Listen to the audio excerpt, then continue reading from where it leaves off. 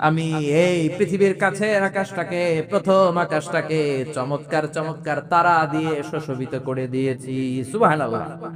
এই যে খালি চোখে উপরের দিকে যে আপনারা তাকান, তাকালে যেটা দেখা যায় এটা কি আকাশ? কথা বলেন। না, এটা আকাশ না, এটা মহাশূন্য। এটা কি?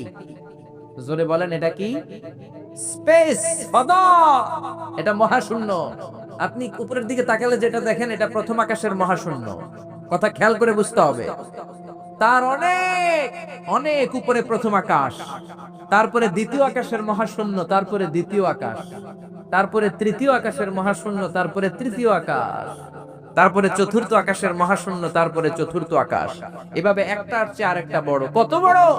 বিশ্বনবী বললেন তোমার হাতের আংটিটা খুলে যদি সাহারা মরুভূমির উপরে ছুঁড়ে ফেলে দাও, সাহারা মরুভূমির তুলনায় তোমার হাতের আংটি যত ছোট, আল্লাহর দ্বিতীয় আসমানের তুলনায় আল্লাহর প্রথম আসমানটা